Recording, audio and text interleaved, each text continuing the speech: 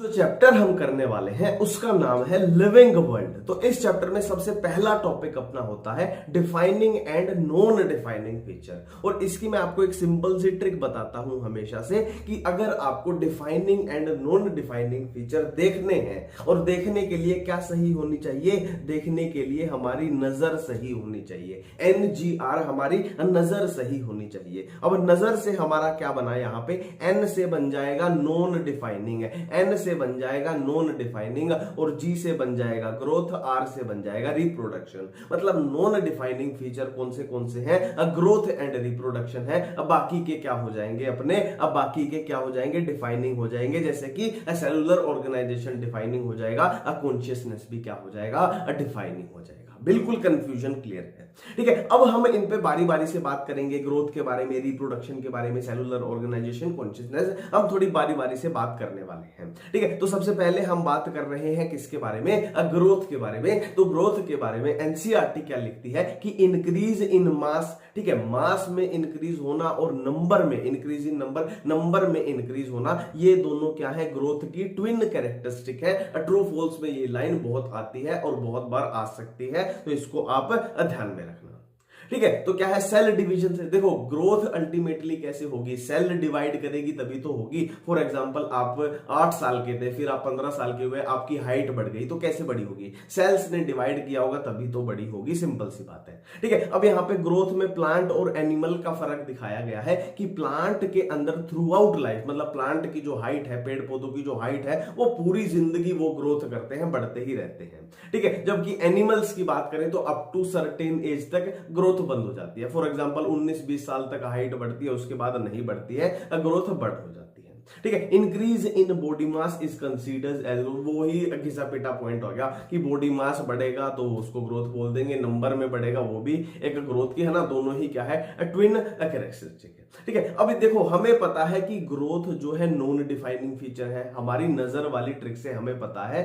Growth जो है non defining feature है। अब वो रीजन पूछ रहे हैं कि ऐसा आपने क्यों बोला कि ग्रोथ एक नॉन डिफाइनिंग फीचर है। सिंपल सी बात है, नॉन लिविंग थिंग्स भी ग्रोथ कर सकते हैं। फॉर एग्जांपल यहां पे एक मिट्टी का ढेर था, यहां पे एक मिट्टी का ढेर था और यहां पे हवा चलती है ना, कहीं राजस्थान में है, हवा चलती है तो रेत इस पे जमता रहता है, मिट्टी इस पे जमती रहती है, रेत इस पे जमता गया और ये ढेर इतना सा था और ये अब इतना बड़ा ढेर हो चुका है। मतलब इसने ग्रोथ कर ली, तो नॉन लिविंग चीजें भी यहां पे ग्रो कर रही है, इसीलिए ग्रोथ को हम डिफाइनिंग फीचर यहां पे नहीं बोल पा रहे हैं, ठीक है। बट अगर ये बोल दिया जाए, ये वर्ड बोल दिया जाए कि ग्रोथ फ्रॉम इनसाइड, देखो जो नॉन लिविंग चीजें होंगी, जैसे कि मैंने ये रेत के ढेर की बात बताई, ये नॉन लिविंग चीजें हमेशा बाहर से ग्रो करेंगी। बट अगर अंदर से ग्रोथ की बात की जाए, वो तो है ना सेल डिवीजन से ही होगी, तो वो एक डिफाइनिंग फीचर बन सकता है लिविंग ऑर्गेनिज्म का। तो क्वेश्चन आ जाए ग्रोथ कैसा फीचर है, तो नॉन डिफाइनिंग फीचर है। बट उस क्वेश्चन में लिखा हो कि ग्रोथ फ्रॉम इनसाइड कैसा फीचर है, तो वो एक डिफाइनिंग फीचर हो जाएगा। नॉन लिविंग वो चीज नहीं कर सकते, सिर्फ लिविंग ऑर्गेनिज्म कर सकते हैं।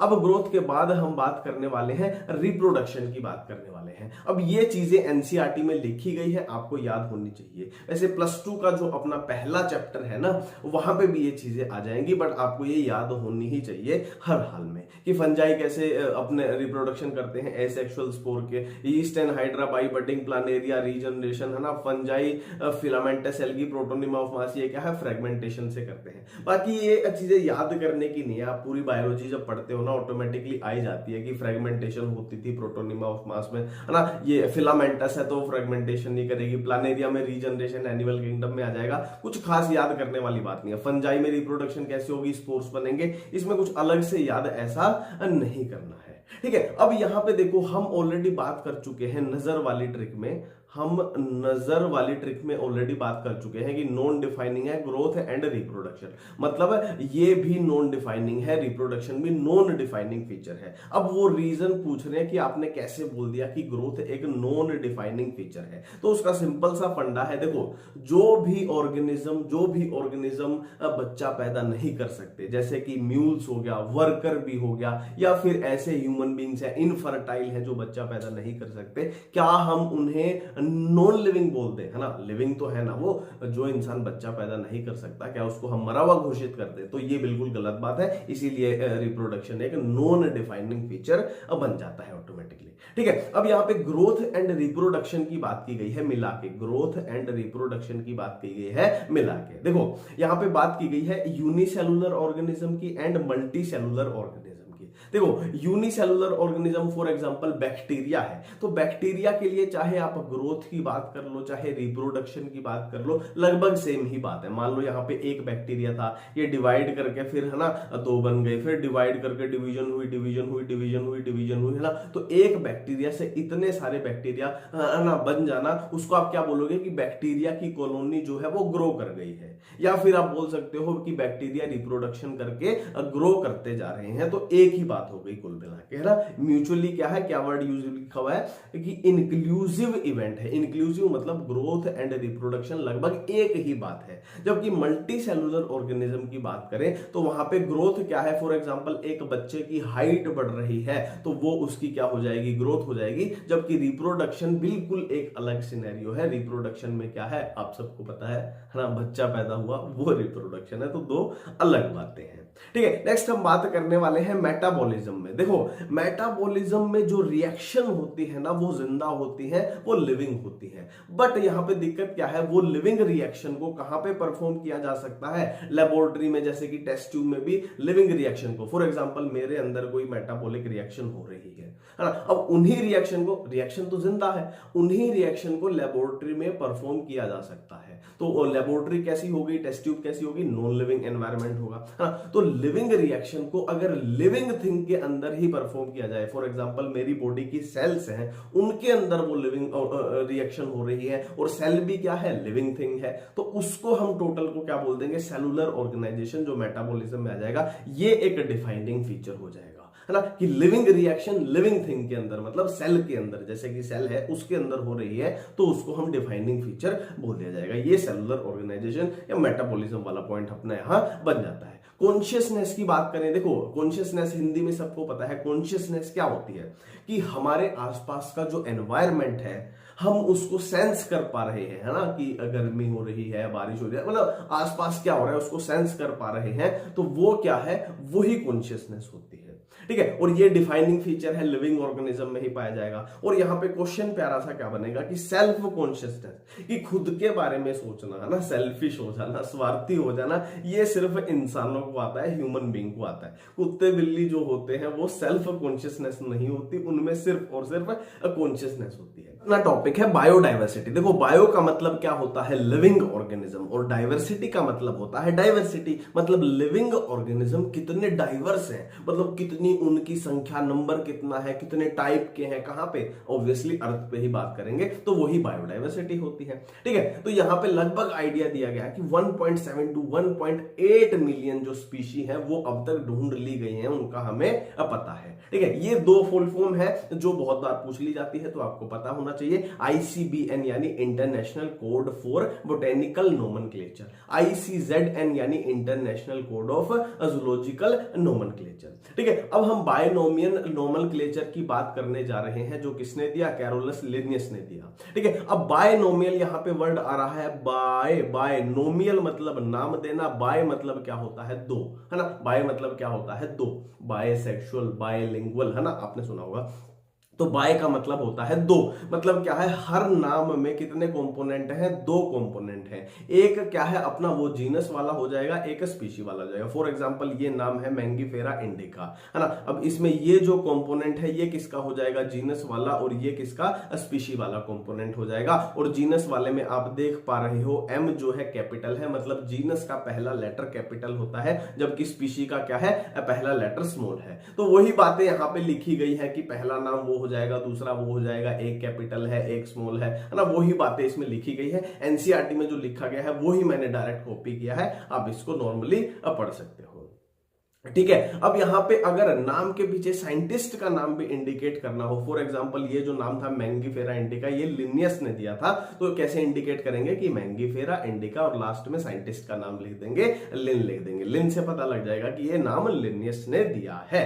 ठीक है, नेक्स्ट हम टेक्सोनोमी की बात करने वाले हैं। टेक्सोनोमी की बात करने वाले हैं। ठीक है, देखो टेक्सोनोमी में ये 4 चीजें हमें करनी होती हैं। अब बहुत सारे बच्चे बोलेंगे इनमें से क्या पहले आएगा क्या बाद में आएगा, तो वो क्वेश्चन कभी नहीं आता है। ठीक है, बस आपको याद होना चाहिए टेक्सोनोमी में 4 चीजें करनी होती है, कैरेक्टराइजेशन, आइडेंटिफिकेशन, नोमेनक्लेचर, क्लासिफिकेशन। कौन पहले कौन बाद में, इस तरीके का क्वेश्चन नहीं आएगा, टेंशन मत लो। ठीक है, सिस्टमैटिक्स की बात करें तो देखो टेक्सोनोमी के अंदर ही, अगर टेक्सोनोमी के अंदर ही इवोल्यूशनरी हिस्ट्री, पूर्वजों का भी ध्यान रख के टेक्सोनोमी की जाए, है ना, वो हो जाएगी सिस्टमैटिक्स। देखो टेक्सोनोमी तो क्या थी, उनको पहचान के, है ना, उनको पहचानना, उनको नाम देना, फिर उनको क्लासिफाई करना, वो सारी चीजें थी। बट ये सारी चीजें इवोल्यूशनरी हिस्ट्री, उनके पूर्वजों का लेखा जोखा ध्यान में रख के की जाए तो उसको हम बोल देंगे क्या, सिस्टमैटिक्स यहां पे बोल देंगे।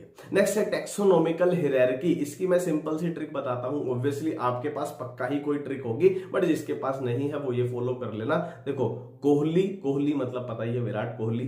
Kohli pledge cricket on flat ground surface. ठीक है, मैंने क्या बोला, Kohli pledge cricket on flat ground surface, तो ये आपकी बन जाएगी। ठीक है, तो ये बस यहां पे ध्यान रखना कि फाइलम किसमें होता है, एनिमल किंगडम पढ़ते हैं तो एनिमल्स में फाइलम होता है और प्लांट्स के अंदर वो डिवीजन हो जाएगा।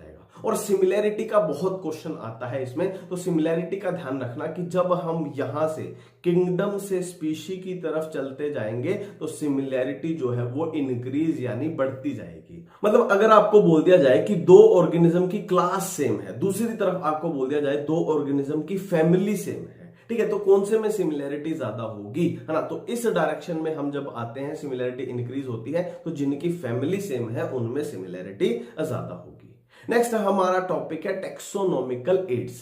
ठीक है, यहां पे देखो किस तरीके से इस चीज को पढ़ना रहता है, धक्के से डायरेक्ट इनको रटना नहीं है, थोड़ा सा दिमाग लगा के पढ़ लोगे, कभी ये टॉपिक आपके दिमाग से नहीं जाने वाला। देखो यहां पे 3 चीजें हमें पढ़नी है, प्रिजर्वेशन, कंजर्वेशन एंड लिटरेचर। अब प्रिजर्वेशन किसका किया जाता है, डेड ऑर्गेनिज्म का, जो मर चुके हैं, ध्यान रखना है बात। कंजर्वेशन, कंजर्व उनको करना है, तो जाहिर सी बात है जो डेड हो चुके हैं उनको तो कंजर्व करेंगे नहीं, जो जिंदा है उनको कंजर्व करेंगे। समझ रहे हो मेरी बात, प्रिजर्व किसको किया जाता है, डेड ऑर्गेनिज्म को, कंजर्व किसको किया जाता है, जिंदा ऑर्गेनिज्म को। और लिटरेचर तो नाम से ही पता लग रहा है, इसमें किताबें विताबें आ जाएंगी। अब प्रिजर्वेशन यानी डेड ऑर्गेनिज्म वाले कौन से हो जाएंगे, 2 आ जाएंगे अपने पास, एक हर्बेरियम हमें देखना है, एक म्यूजियम हमें देखना है। तो बहुत सारे क्वेश्चन यहीं से बन गए। हर्बेरियम में क्या होते हैं, डेड ऑर्गेनिज्म होते हैं, म्यूजियम में डेड ऑर्गेनिज्म होते हैं। ठीक है, कंजर्वेशन में क्या आ जाएंगे, जिंदा चीजों को रखना है, तो जिंदा जानवरों को कहां रखते हैं ये तो हमें पता है, जूलॉजिकल पार्क यानी चिड़ियाघर में रखते हैं जिंदा जानवरों को। और जिंदा प्लांट्स को कहां रखेंगे, बोटेनिकल गार्डन। बोटेनिकल गार्डन अगर आपने देखा हो तो वहां पे जिंदा पेड़ पौधे होते हैं, सिंपल सी बात है। और लिटरेचर में ये सब आ जाएंगे, फ्लोरा, मैनुअल, मोनोग्राफ, कैटलॉग। इनकी सिंपल सी बढ़िया वाली ट्रिक बताऊंगा, कभी आपको नहीं भूलेंगे। अब देखो, अब इनके बारे में बारी बारी से बात कर लेंगे, पहले प्रिजर्वेशन के बारे में, फिर कंजर्वेशन के, फिर लिटरेचर के बारे में। तो प्रिजर्वेशन में हर्बेरियम और म्यूजियम को सबसे पहले हम पढ़ने जा रहे हैं। ठीक है, सबसे पहले हम पढ़ने जा रहे हैं हर्बेरियम के बारे में। तो ऑलरेडी हम बात कर चुके हैं, हर्बेरियम किसके अंडर है, प्रिजर्वेशन के अंडर है, तो इसके अंडर डेड चीजें आएंगी। डेड भी क्या आएंगे, प्लांट्स आएंगे। ये बात यहीं पे ध्यान रखना कि हर्बेरियम में सिर्फ और सिर्फ प्लांट्स आते हैं, जबकि म्यूजियम की जब हम बात करेंगे तो वहां पे प्लांट्स भी हो सकते हैं, एनिमल्स भी हो सकते हैं। कैसे होंगे, डेड होंगे, क्योंकि म्यूजियम भी प्रिजर्वेशन में आता है। ठीक है, तो यहां पे याद करने वाली बात नहीं है, कॉमन सेंस की बात है कि यहां पे हर्ब वर्ड आ रहा है, तो हर्ब वर्ड किससे रिलेटेड है, प्लांट के रिलेटेड है, तो सिर्फ और सिर्फ यहां पे प्लांट्स को रखा जाएगा। कैसे रखा जाएगा, फॉर एग्जांपल किसी प्लांट का पत्ता तोड़ के लाए या फूल तोड़ के लाए, उसको क्या है, ड्राई, उसका पानी सुखा दिया जाएगा, फिर उसको प्रेस कर दिया जाएगा और हर्बेरियन शीट पे चिपका दिया जाएगा। ठीक है। अब चिपकाना काफी नहीं है। फॉर एग्जाम्पल मेरे जैसा अनपढ़ गवार गया तो पत्ता देख के पत्ता वहां पे चिपका हुआ है तो कुछ नहीं बता पाएगा, है ना। तो मेरे जैसे अनपढ़ गवार के लिए पूरी लेबलिंग वहां पे करनी पड़ती है कि किस डेट को वो लाया गया था पत्ता, है ना, या फूल है, जो भी है, प्लांट है, ठीक है, किस डेट को लाया गया था, कहां से, प्लेस ऑफ कलेक्शन कहां से लाया गया था, उसका इंग्लिश नेम, उसका लोकल नेम, उसका बोटेनिकल नेम, उसका फैमिली नेम, कलेक्टर नेम, कौन उसको लाया था, पूरी जानकारी वहां पे लिखी जाएगी। ठीक है, ये बात ऑलरेडी कर चुके हैं। एनिमल्स यहाँ पे प्रिजर्व नहीं किए जाएंगे, हर्बेरियम में सिर्फ और सिर्फ प्लांट होते हैं। Serve as a quick referral system, ये बहुत बढ़िया क्वेश्चन है हर्बेरियम का, जो डायरेक्ट पूछा जाता है कि कौन सा टेक्सोनोमिकल एड ऐसा है जो क्विक रेफरल सिस्टम माना जाता है, तो क्या है, हर्बेरियम आंसर जाएगा। याद रखना, सुपर हिट क्वेश्चन है। नेक्स्ट म्यूजियम की बात करने वाले हैं। ऑलरेडी हम बात कर चुके हैं कि यहाँ पे डेड एनिमल्स एंड प्लांट्स को रखा जाएगा और उसमें कुछ खास इसमें म्यूजियम में क्वेश्चन नहीं बनता है। म्यूजियम आपने देखे ही होंगे, जगह जगह पे होते हैं, है ना। बचपन में बोरिंग लगते थे, हो सकता है किसी को बड़े होके इंटरेस्टिंग लगते हो। तो जो छोटे इंसेक्ट हैं उनको सिंपल पिन वहां पे पिनिंग, किलिंग एंड पिनिंग, मैं हिंदी में ऐसे बोल रहा था, पिन गाड़ के ऐसे, है ना, टांग दिया जाता है। और जो बड़े एनिमल हैं उनको पूरा अलग तरीके से, थोड़ा समझ रहे हो ना आप मेरी भाषा, देसी भाषा, है ना। तो कंजर्वेशन की बात कर रहे हैं, प्रिजर्वेशन की बात कर चुके हैं, अब कंजर्वेशन की बात कर रहे हैं। अब कंजर्वेशन या तो एनिमल्स का करना है या प्लांट्स का करना है। तो एनिमल्स का कहां करते हैं, चिड़ियाघर यानी जूलॉजिकल पार्क में, है ना। जू मतलब क्या होता है, चिड़ियाघर होता है। और प्लांट्स का कहां करते हैं, बोटेनिकल गार्डन। अब ये कुछ नाम दिए हुए हैं एनसीईआरटी में, ये अपने को नाम याद होने चाहिए, कौन से बोटेनिकल गार्डन। एक क्यू बोटेनिकल गार्डन है जो कि इंग्लैंड में है, Indian botanical garden Howrah India में है, national botanical research institute Lucknow India में है। अब यहाँ पे बहुत सारे बच्चों को दिक्कत हो सकती है कि याद कैसे करें, तो सिंपल सा है, देखो क्यू जो है ऑलरेडी एक अंग्रेजी का वर्ड लग रहा है ना, क्यू, है ना। इंडिया में तो ऐसा वर्ड होता नहीं है, तो क्यू अंग्रेजी का वर्ड लग रहा है। तो अंग्रेज कहां से आए थे, इंग्लैंड से, तो ये हो जाएगा इंग्लैंड में।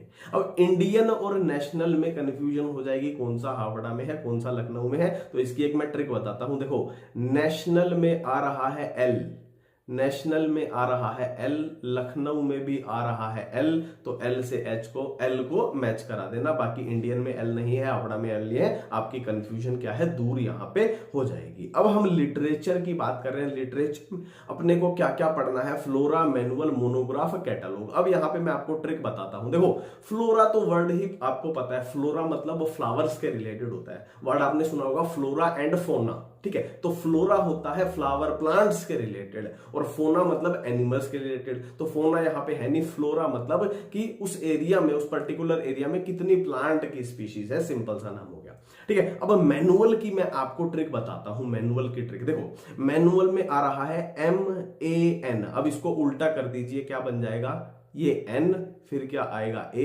फिर क्या आएगा M। MAN को उल्टा कर दिया, NAM बन गया, मतलब नेम बन गया। तो ये स्पीशी के नेम के बारे में बताएगा, डायरेक्ट आपको लिखा हुआ आएगा एनसीईआरटी की चीज, तो डायरेक्ट ऐसे आपको पिक करनी है, ठीक है। नेक्स्ट है मोनोग्राफ। अब मोनोग्राफ में मोनो का मतलब क्या होता है, वन, मोनो का मतलब होता है वन। तो ये वन यानी सिंगल टैक्सोन के बारे में अपने को जानकारी देगा। कैटलॉग तो सिंपल है, एक लिस्ट सी होती है, कुछ नहीं होता है, एक लिस्ट है ऑर्गेनिज्म की कि उस एरिया में कितने ऑर्गेनिज्म है, उसकी लिस्ट सी बना दी, तो ये कैटलॉग है ना। ये बोरिंग सी चीजें हैं, पर ट्रिक कैसे बनानी है मैंने आपको बता दी, कभी आपको नहीं भूलेंगी। मैनुअल नहीं भूलेगा, मोनोग्राफ नहीं भूलेगा, फ्लोरा में तो किसी को नहीं भूलता, सबको याद रहता है, कैटलॉग भी किसी को नहीं भूलता, है ना। तो अब हम बात करने वाले हैं किसके बारे में, की के बारे में। तो की भी एक टेक्सोनोमिकल एड है। अब इसमें क्वेश्चन कहां से बनते हैं, एक तो इसमें ये क्वेश्चन बनता है कि की are based on the contrasting character generally in pair called a couplet, ठीक है। कि चॉइस बनती है हमारे पास की, हाँ ये है फिर या फिर ये है, तो ये है तो ये चूज कर दिया, फिर आगे बढ़ गए, फिर से दो चॉइस बन जाएंगी, ये है या फिर ये है, दोनों में से जो है वो पकड़ लिया, फिर से आगे बढ़ जाएंगे। तो कुछ इस तरीके से, ठीक है। Each statement is called lead, है ना। अब ये है एनसीईआरटी के कुछ लर्निंग पॉइंट्स, है ना। इसमें कुछ समझने का नहीं है, जैसे एनसीईआरटी में लिखे हुए मैंने वैसे ही लिख दिया कि सोलेनम एक जीनस है, उसमें कौन सी स्पीशी आ रही है, पोटैटो ब्रिंजल, जैसे एनसीईआरटी में लिखा है मैंने उसी को कॉपी पेस्ट किया है ना। कुछ समझने का नहीं है, डायरेक्ट याद ही करना है। और ये एनसीईआरटी स्मैशर में लिखा ही है कि पैंथरा एक जीनस है, उसमें कौन सी स्पीशी है, लियो है जिसको लॉयन बोलते हैं, पार्डस है लेपर्ड, और टिग्रिस है टाइगर। फेलिस फैमिली है, उसमें जीनस है फेलिस पैंथरा। सोलेनम फैमिली है, उसमें ये वाले वाले जीनस है, कार्निवोरा ऑर्डर है, ये वाली फैमिली है, पोनीमोलियल्स ऑर्डर है, उसमें ये वाली फैमिली है, ये सब लिखा गया है। ठीक है, और इसकी हम अभी ट्रिक करने वाले हैं, बहुत आसान ट्रिक। देखिए मेरे प्यारे दोस्तों, इस लिविंग वर्ल्ड की टेबल में मुख्य रूप से 4 चीजें दी गई हैं: मैन, हाउसफ्लाई, मैंगो और व्हीट। अब यहाँ पे एक कॉमन सेंस की बात है कि मैन एंड हाउसफ्लाई जो है वो क्या है, दोनों एनिमल्स में आते हैं, और मैंगो एंड व्हीट जो है वो प्लांट्स में आते हैं। कॉमन सेंस की बात है।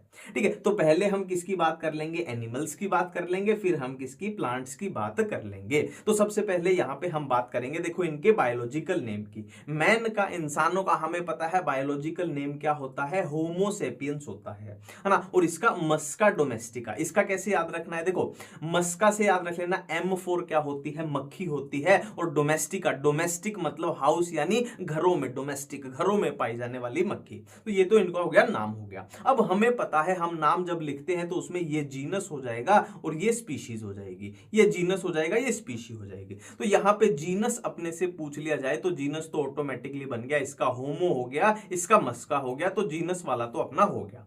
फैमिली की बात करें तो मैन और हाउसफ्लाई के केस में जो जीनस है उसी से फैमिली बना दो। ये होमो है तो होमिनिडी हो गया, मस्का है तो ये मसीडी हो गया। ठीक है, तो ये फैमिली इसी से बन जाएगी। अब बात करते हैं, देखो, हमने एनिमल किंगडम चैप्टर पढ़ा है। एनिमल किंगडम चैप्टर के अनुसार अगर आपसे कोई पूछ ले कि मैन जो है वो कौन से फाइलम में आएगा, तो जाहिर सी बात है मैन किस में आएगा? देखो, मैन किस में आएगा? मैमल्स में आएगा, है ना। और कोर्डेटा में क्या क्या होता था, याद करो, अपने जो रेप्टाइल्स हैं वो भी हैं, एम्फीबियंस भी हैं, बर्ड्स भी हैं, और क्या है, मैमल्स भी हैं। तो मैमल्स में ही मैन आएगा, तो क्लास मैमल्स हो जाएगी और फाइलम कोर्डेटा हो जाएगा। कॉमन सेंस की बात है। और ये मक्खी, मच्छर, जितने भी कीड़े मकोड़े, ये किस में आएंगे? अपने अर्थ्रोपोडा के अंदर आते हैं। और अर्थ्रोपोडा के अंदर भी क्लास पूछ ली जाए तो हमें पता है मक्खी किस में आएगी? इंसेक्टा में आएगी। तो क्लास भी हो गया, फाइलम भी हो गया, ये सिंपल सा है। अब बात करते हैं, बचा कौन सा? ऑर्डर बच गया। देखो, इसकी सिंपल सी ट्रिक आपको थोड़ी सी बता देता हूं। देखो, यहां पे आ रहा है माता, तो माता और पिता किस में पाए जाते हैं? जानवरों में तो बोलते नहीं है, हम ही बोलते हैं ना माता पिता। तो ये मैन में पाए जाएंगे। माता से याद आ जाएगा ऑर्डर प्राइमेटा, है ना। और हाउसफ्लाई का डिप्टेरा या तो याद रख लेना, या सिंपल सा आपको बता देता हूं, यहां पे आ रहा है डी, आ रहा है डी, आ रहा है डी, मतलब 2 पंख, डी मतलब 2 पंख। तो यहां पे 2 पंख किसके हो सकते हैं? हाउसफ्लाई के ही हो सकते हैं। तो ये अपना एनिमल्स वाला क्लियर है। अब बात करते हैं हम प्लांट्स के बारे में। देखो, सबसे पहले हमें इनको लोकेट करना पड़ेगा। देखो, प्लांट्स जो होते हैं वो या तो एल्गी होंगे, है ना, या ब्रायोफाइट होंगे, या टेरिडोफाइट होंगे, या जिम्नोस्पर्म होंगे, या एंजियोस्पर्म होंगे। तो सबसे पहले हमें बताना है कि ये दोनों क्या है। तो चाहे मैंगो की बात करो या व्हीट की बात करो, ये किस में आते हैं? अपने एंजियोस्पर्म में आते हैं। तो यहां पे डिवीजन लिखी भी गई है, एंजियोस्पर्म, एंजियोस्पर्म। अब एंजियोस्पर्म में हमें बताना है कि कौन सा डाइकोट है, कौन सा मोनोकोट है। तो ये तो आप सिंपली देख के ही बता दो कि व्हीट जो होता है ना, उसकी देखो स्टेम देखो कैसी होती है, व्हीट हर्बेशियस सी होती है, हरी हरी उसकी स्टेम होती है, तो ये मोनोकोट में चला जाएगा। और मैंगो थोड़ा, है ना, उसकी स्टेम लक्कड़ जैसी और, है ना, थोड़ा मोटा स्टेम होता है, हर्बेशियस नहीं होता,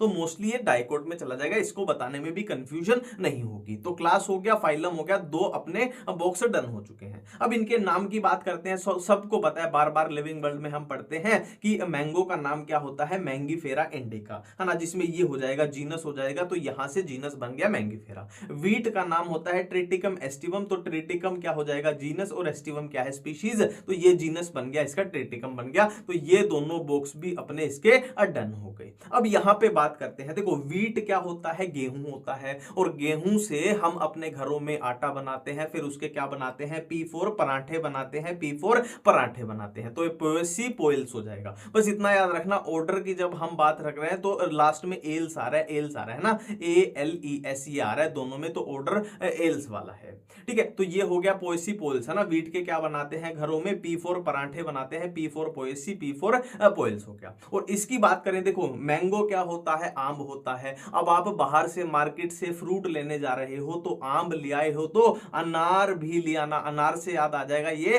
एनाकार्डियेसी आ जाएगा। अनार के साथ क्या ले आना? थोड़ी सेब भी ले आना। सेब यानी सेप, सेप सेप याद आ जाएगा, यानी सेपपिंडल्स, है ना। आशा करता हूं आपको इस वीडियो से मदद मिली होगी। थैंक यू, धन्यवाद।